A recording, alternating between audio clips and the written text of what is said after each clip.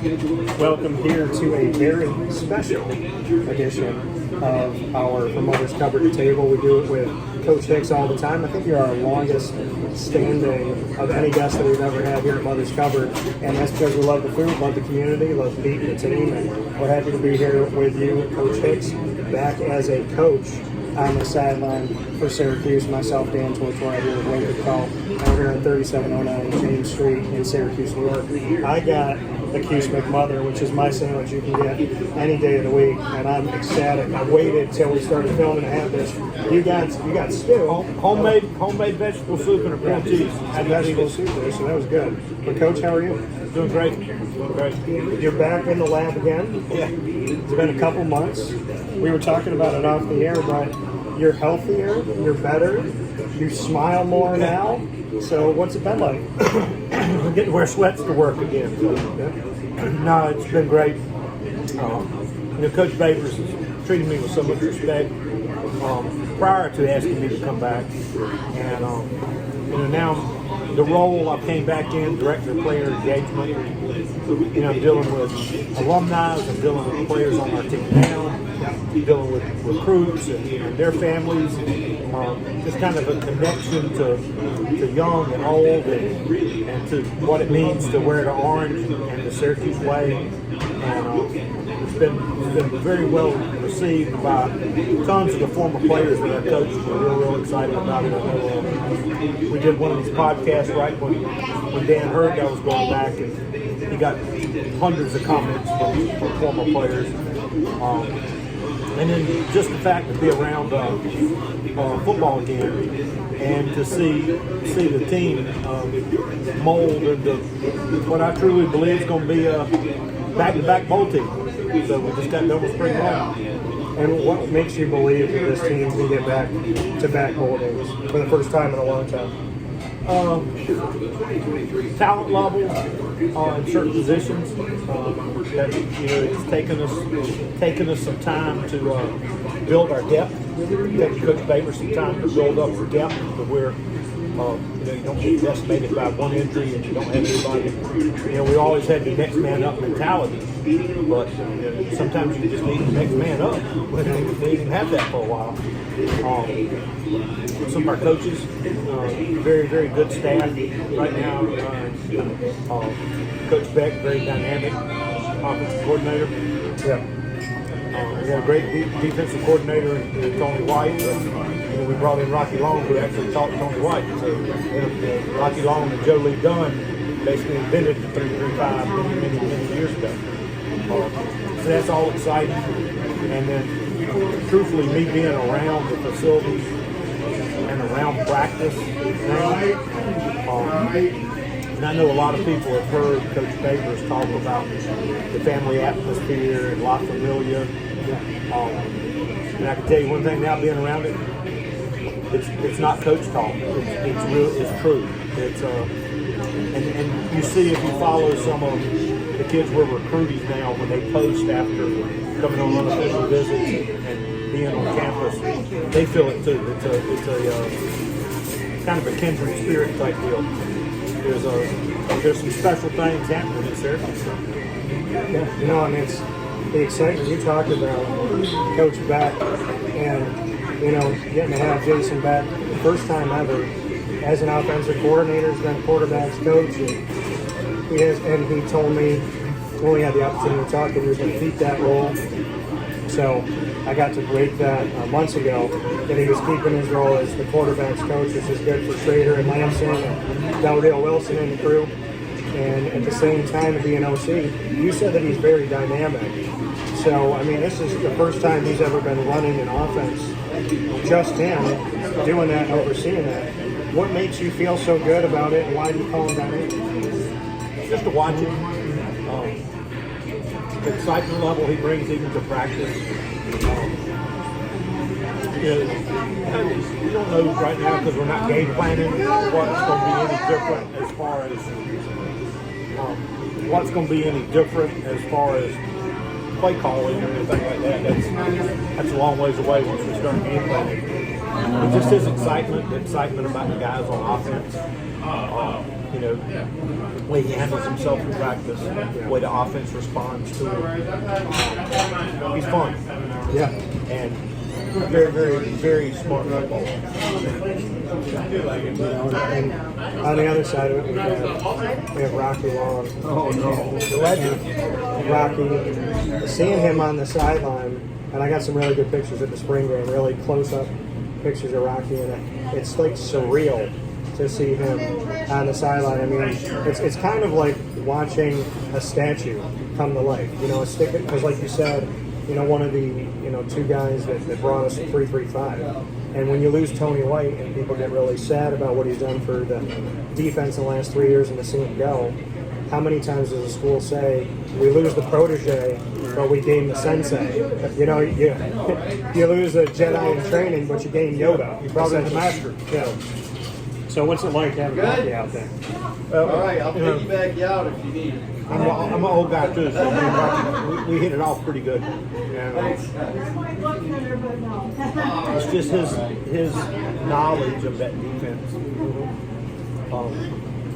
To the things that I don't think anybody outside of him can see and pick up that can tweak it into making it. And you know, we've been very good the last 2 years on with it. Yeah. But the few tweaks that he can put in it, you know, you look at it, you don't even, teams we're playing, not going to be sure if we were going to line up. And it looks like you're playing Star Wars out there. So, Which is good. And you know, we didn't see it this spring really, due to some injury at linebacker. Kind of makeshift in what we were able to do. So it's going to be exciting. Yeah, and I mean, like you said, your role doesn't specifically say coach, but we all know you're on the sideline, you got thoughts, people pick your brain and whatnot. To be part of this staff and back in here, just wearing your sweatshirt, standing on the sideline. I mean, it's got to be rewarding to you, and to me, it feels like you never left. I was waiting for this day to happen. Well, you know, as a major college football, 37 years, 21 bowl games, and it does to me. It feels like I never left.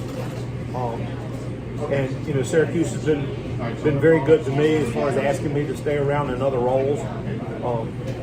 You know, I really learned a lot about myself as a strength coach and as a coach in general. When I went from coaching football to tennis and women's rowing and some of those sports, and they excelled, and really appreciated my work with them. And I had to learn a lot about coaching, but coaching athletes, coaching athletes. Yeah. And some of those women's rowing might be some of the hardest working people I've ever been around in my life. You know, but just Syracuse in general is a different place. That's why our fans are so special, so loyal. You know, I tell people you got to want to be in Syracuse, and it seems like that once you get here, you never leave. And then, people ask me, "Oh yeah, you're from the South. How do you take the snow and all of that?"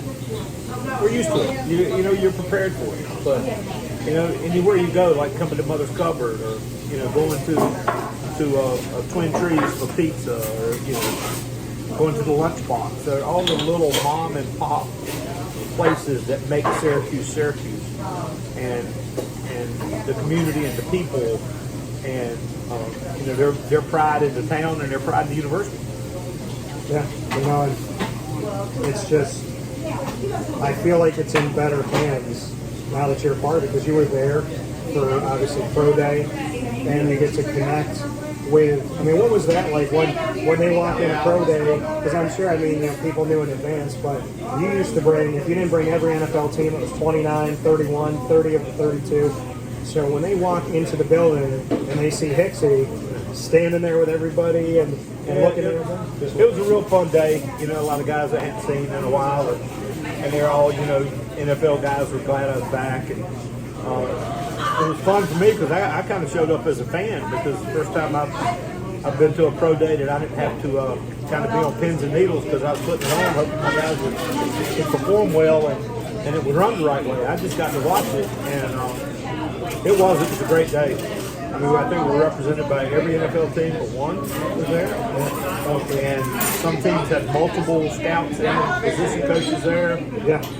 Offensive coordinators, GMs, assistant GMs to see Bergeron. It was an exciting day for Syracuse, and it's going to be an exciting next tomorrow through Sunday for our guys. Let's run down the line here. Matt Bergeron, your thoughts about him, assessing him in the NFL? Really, really good football player. Good feet. Reminds me a lot of Justin Pugh. Some people were very surprised to see Justin sneak into the first round. It would not be surprising to see Bergeron. I mean, we know he's a solid second. But, he's a very, very good run blocker. He's got great feet. He's aggressive. Pass blocking will develop in time, but just like Pugh, he was a tackle that probably ended up being a guard. Garrett Williams was a high draft pick prior to getting injured, and he's not going to fall very far because he's such a good football player. Mikael Jones, the heart and soul of our defense, reminds me a lot of Zaire Franklin. Smart, tough, going to do the right thing. He'll be a late pick. He'll play a long time, just like Zaire's a special teams captain at the Colts. Tucker, unfortunately, had some issues at the combine, but he had a pro day Monday. What he did on the bench would have been the tops at the combine for any running back. The vertical would have been the tops at the combine for any running back. So he proved he's healthy, and he'll get an opportunity. He's still going to be drafted. Then kickers and snappers normally don't get drafted, but we got the Luke Rose Award kicker. Yeah. Who'll be in somebody's camp and make the team. And then don't sleep on seeing our snapper getting signed. Aaron Valencia. Yeah. You got a snapper that's a team captain and is a great leader and a hard worker. And snap times are snap times. We had Sam Rogers here years ago, who was a team captain and a long snapper, and he ended up in camp. Yeah. So there's something to be said for the quality of the person, especially in those positions. Yeah, and you and I have agreed on kind of where we project where a lot of these guys are going to go. Burge, I think he could be a late first rounder. If not that, then second round. I think he's a steal in the second. Garrett healthy, we had him at 2 or 3, probably late third, maybe early fourth now. Mikael Jones, I'm hoping somebody takes him on day 3.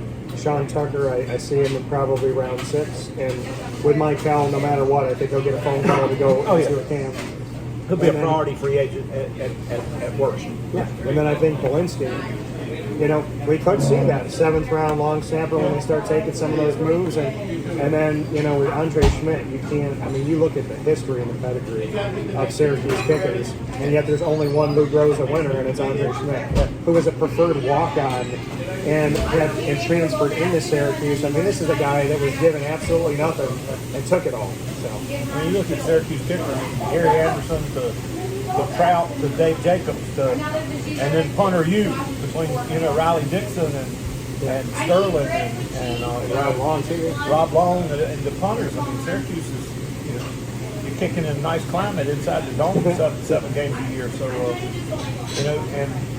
and we've had some really, really good special teams coaches. And our special teams coach right now has got an NFL background. And the ball of energy. He's exactly what you think a special teams coach would be. He runs like 10 miles every day and is wired up and jumps around and puts the same emphasis on special teams as offensive.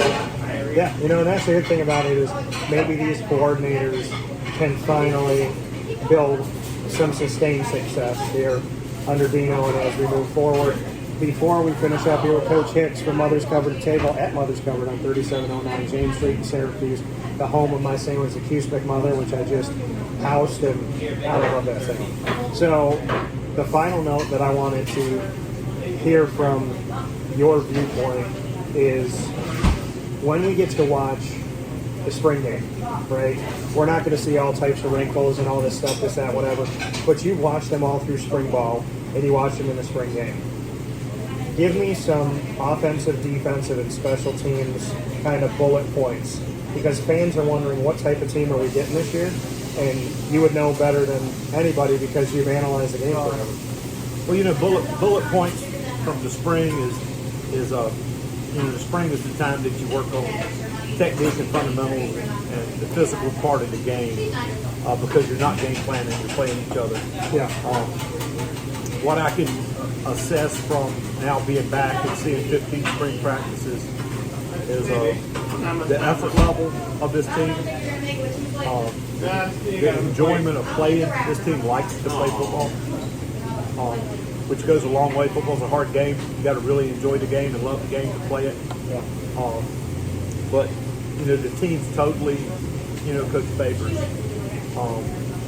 All the kids on the team he's recruited and he's brought in, and there's a huge buy-in to his family atmosphere and to as he says before every practice, hey, we're going live today. It's going to be physical, but you know, big brother has to take care of little brother and bring them along, and that's a part that anytime you hear about Super Bowl teams, national championship teams, really, really good teams, you always hear someone, a team captain, a coach, or something talk about the camaraderie and the way the team came together and the energy in the locker room and how things were positive. And this team was very competitive this spring.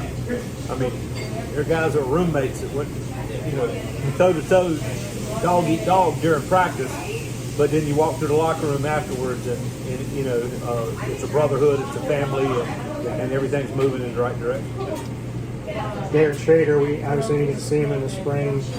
How confident are you in Beck's offense running through Schrader?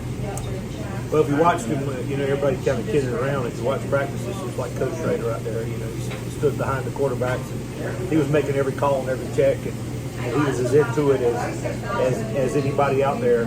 And, you know, watching him last year, I knew he was a good player.